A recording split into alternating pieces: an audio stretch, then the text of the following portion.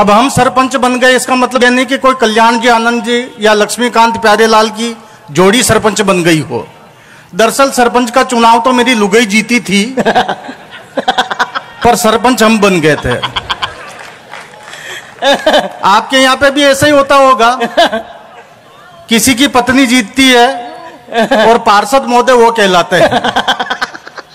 तब मुझे अधिकारियों ने एक नई डेजिग्नेशन दी, रणजीत सिंह जी राणा सरपंच पति। तब मुझे ऐसा लगा कि वास्तव में किसी का पति भी हूं, क्योंकि जब तक अधिकारी नहीं कहते अपन मानते ही नहीं। इन 10 सालों में हमने खूब विकास किया, एक नया मकान बना लिया, जमीनें खरीद ली।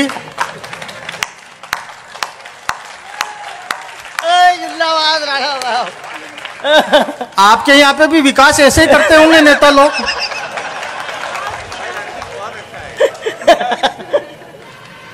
मैं तो अतुल भाई तुम्हें बताना चाहता हूं, हमारे जो विधायक महोदय हैं उन्होंने हमें एमएलए लेट दिया, बोले विकास करना एमएलए फंड से।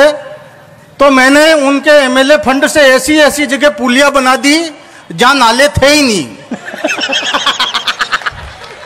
वो तो लोगों ने इस बार हरा दिया, नहीं तो नीचे से अब के नाले भी निकाल देता हूं।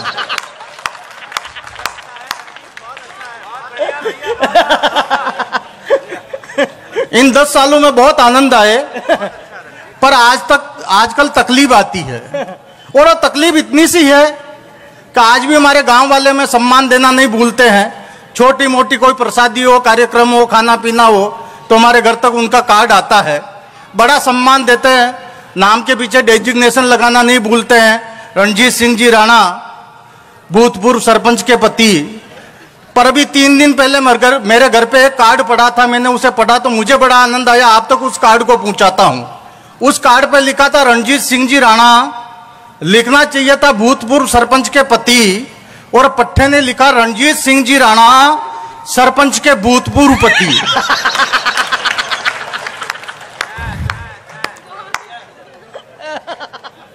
तो ऐसी स्थिति है मेरी राजनीति की। तो और आपको विशेष कुछ नहीं बताना चाहता हूं, व्यक्तिगत बात में एक परिचय और देना चाहता हूं कि मैं जाति से राजपूत हूं। और राजपूत होने का मतलब आप अच्छी तरह से जानते हो कि राजपूत दुनिया की सबसे बोली जाती होती है। इतनी सहज, इतनी बोली जाती दूसरी कोई होती नहीं। हम तो इतने भोले लोग होते हैं कि कोई प्यार से, सम्मान से कोई 2 देसी के पौवे फंसा दो और फिर किसी भी काम पे में लगा दो, फर्स्ट क्लास एवरेज देते हैं 1 लीटर में 60 किलोमीटर।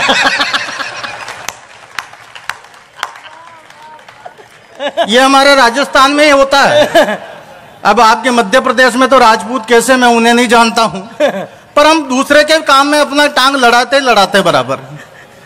एक आरोप हम पे है कि हमें गुस्सा बहुत आता है, और इस आरोप को मैं भी मानता हूं कि वास्तव में वो बहुत तीव्र गुस्सा आता है। जब भी गुस्सा आता तो मैं बहुत तेज गुस्सा आ जाता है। वो अतुल भाई मैं बताना चाहता हूं गुस्सा में कैसे आता है, और जब गुस्सा आ जाता तो हमें कोई संपट नहीं पड़ती कि हम क्या कर रहे हैं। अभी कल की बात है, मेरे घर के बाहर कोई शरारती तत्व ने चौक से लिख दिया था, मेरे घर के बाहर किसी शरारती तत्व ने चौक से लिख दिया था, ये पढ़ने वाला गधा है।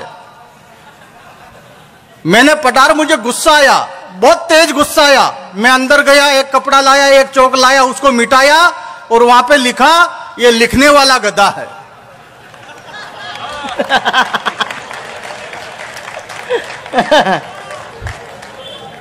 तो हमें संपट ही नहीं पड़ती गुस्से में। इसलिए मैं आपसे कहता हूं कि हम बहुत भोली जाति के लोग हैं। पर एक आरोप हम पे लगा कि हम राजस्थान के राजपूतों ने युद्ध बहुत लड़ा। यहां से चालू हो जाता है, युद्ध बहुत लड़ा है। तो मैं केवल बताना चाहता हूं, यदि हमने युद्ध भी लड़े तो हमने उन युद्धों से परिणाम निकाले। और परिणाम कैसे निकले कि केवल युद्ध नहीं लड़े। अब कविता शुरू करता हूं, मेरे साथ होना क्योंकि समय बहुत कम है। कि केवल युद्ध नहीं लड़े हमने, केवल युद्ध नहीं लड़े हमने, इतिहास को भी मोड़ा है। केवल युद्ध नहीं लड़े हमने, इतिहास को भी मोड़ा है। और बाबर, हुमायूं, अकबर के दंभ को निचोड़ा है। वाह वाह, केवल युद्ध नहीं लड़े हमने, इतिहास को भी मोड़ा है और बाबर हुमायूं अकबर के दम को निचोड़ा है। हमने सीने पे गाव साहब, पीठ में एक खरोच नहीं। अरे मातृभूमि के लिए लड़े कटे, हमको कोई अफसोस नहीं।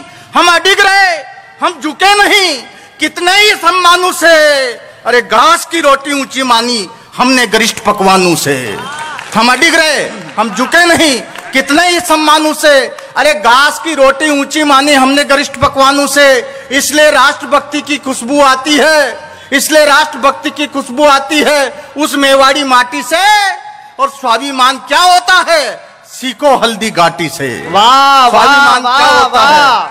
सीखो हल्दी घाटी से। स्वाभिमान क्या होता है? सीखो हल्दी घाटी से।